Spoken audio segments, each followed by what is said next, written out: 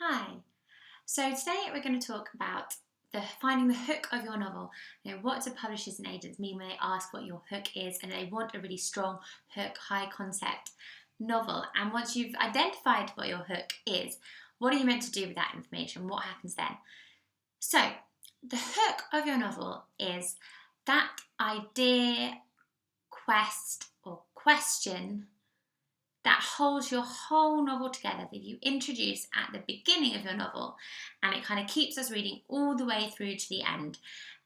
And everything that happens in your novel is going towards furthering that hook.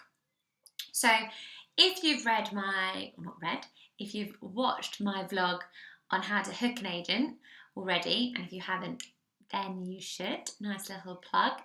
But if you have, then I break down what I think in your cover letter you should write in your blurb paragraph. So I suggest that you do character, setting, then obstacle, and then resolution. And it's really your obstacle that should be your hook.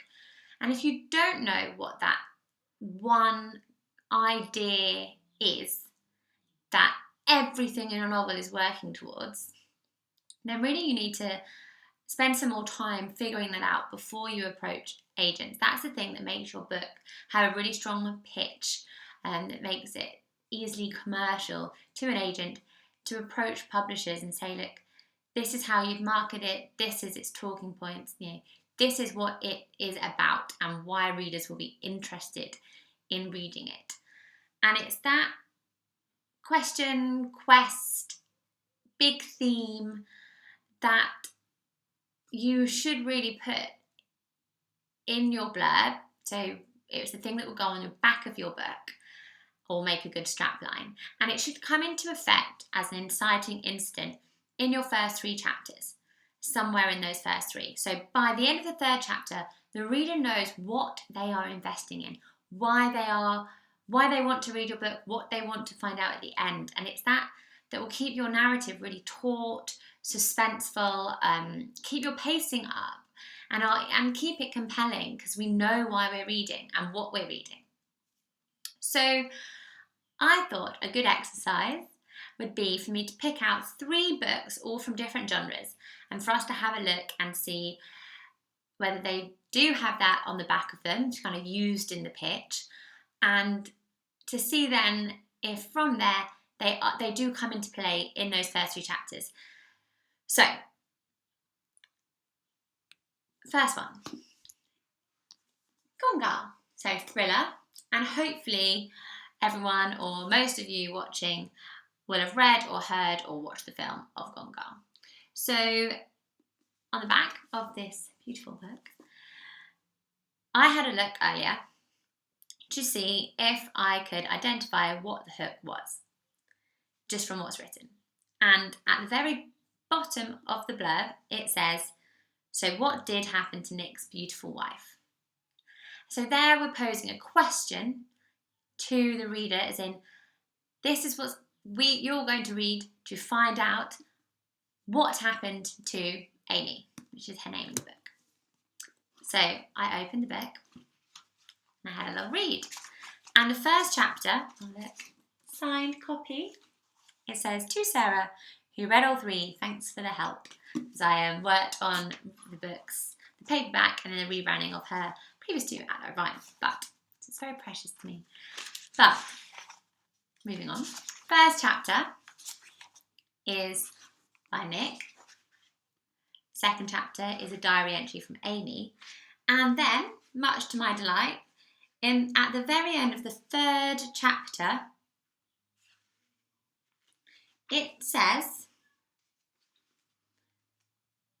she wasn't on the water, she wasn't in the house. Amy was not there. Amy was gone. Bam. There we have it. That is our hook, and it came in at the end of our 3rd chapter. Amy has gone. So we've been thrust into the story, we're forward straight into the hook of the book by that, I think it was page 19. So this one, thriller, it worked for. Second book, something different. I chose Hold Back the Stars, this beautiful cover by Katie Kahn. Pitch is One Day Meets Gravity, so very different to Gone Girl.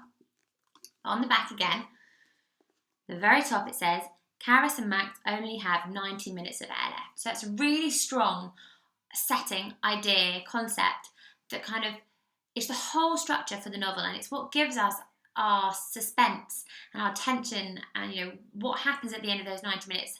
How do they fill those 90 minutes? And this really is the framework for the entire novel, and it's a really unique, compelling idea. This one, at the end of our very first chapter, page 9. Hurry, Osric. I'm afraid you have only 90 minutes of air remaining, Karis. There we have it, exactly the hook at the very end of our first chapter. So plain, so easy for the reader to identify why they want to read. So, work for this.